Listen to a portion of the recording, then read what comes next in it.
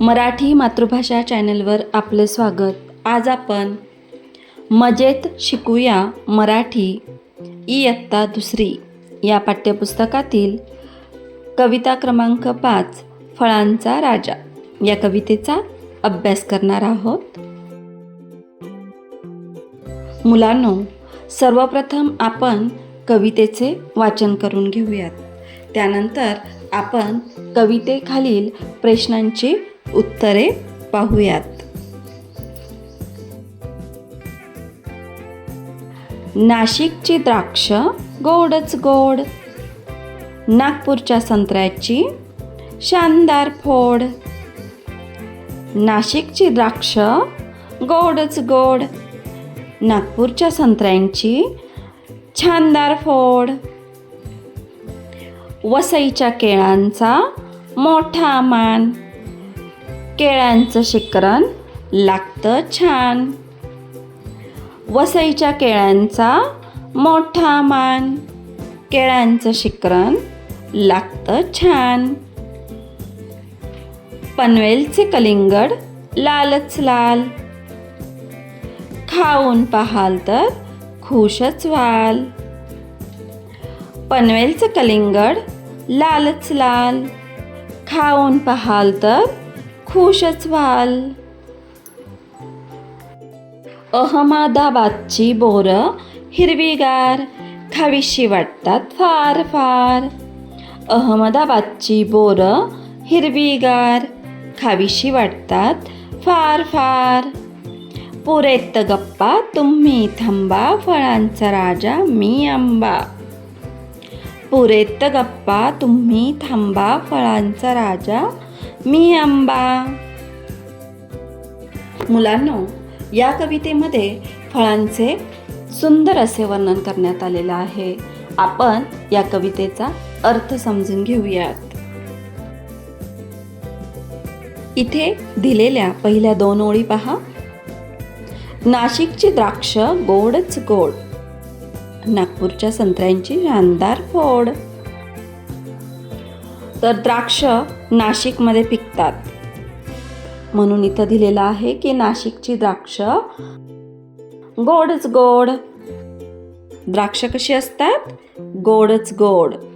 आणि संत्री कुठे पिकतात? नागपूरमध्ये. मग नागपूरच्या संत्र्यांची शानदार फोड.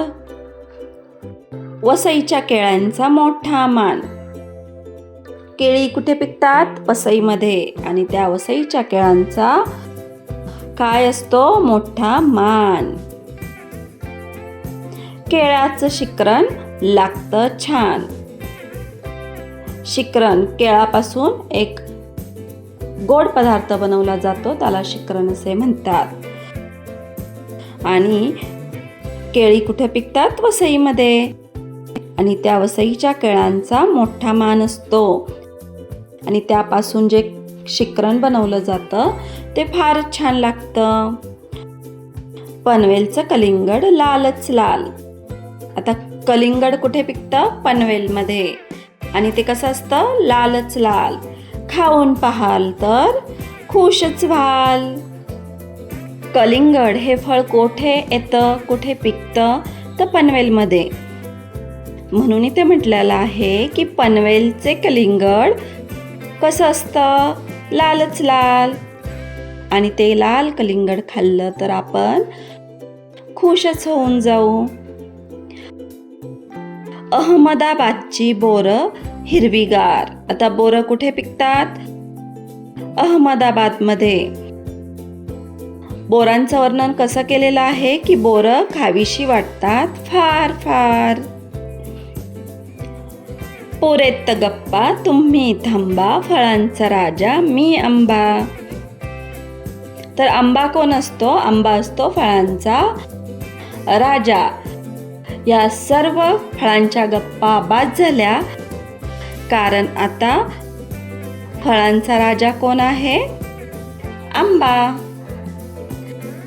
आपण आता या कवितेखाली काही प्रश्न दिलेली आहेत. आपण त्या प्रश्नांची उत्तरे पाहूयात.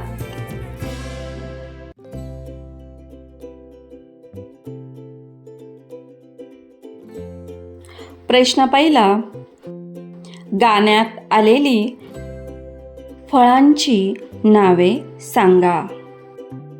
मुलांनो, आपल्याला या ठिकाणी या कवितेमध्ये किंवा गाण्यामध्ये आलेल्या फळांची नावे सांगायची आहे.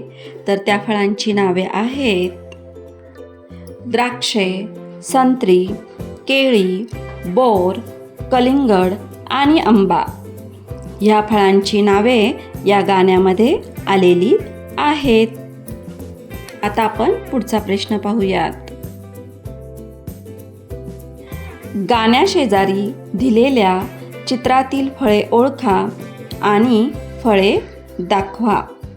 तर मुलांनो, गाण्याशेजारी जी फळांची चित्रे आहेत त्यांची नावे सुद्धा ही वरती मी जी लिहिलेली आहेत ना तीच आहेत. द्राक्षे, संत्री, केळी, बोर, कलिंगड आणि आंबा ह्याच फळांची चित्रे या कवितेमध्ये दिलेली आहेत आणि तुम्ही ते फळे नक्कीच ओळखू शकतात. आता आपण पुढे पाहूयात. पुढे काय दिलेलं आहे.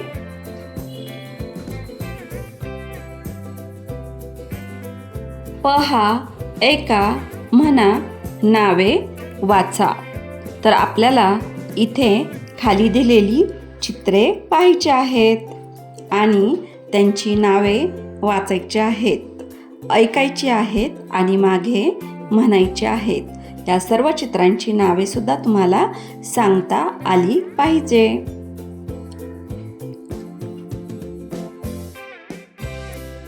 हे चित्र पहा. हे चित्र कशाचं आहे. पपई. हा आहे चिक्कू. पुढील चित्र पहा. हे चित्र आहे अननसचं. हा आहे पेरू.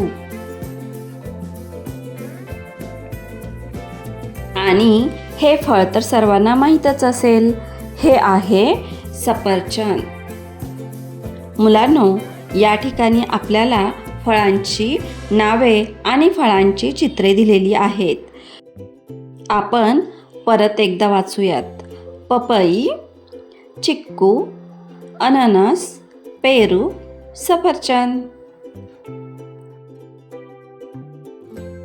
मुलांनो, या व्हिडिओपासून तुम्हाला नक्कीच मदत होईल. हा व्हिडिओ तुम्हाला नक्कीच आवडला असेल. व्हिडिओ आवडला असेल तर व्हिडिओला लाईक करा आणि अशाच प्रकारचे नवनवीन शैक्षणिक व्हिडिओ पाहण्यासाठी आपल्या चॅनलला अवश्य सबस्क्राईब करा. थँक्यू.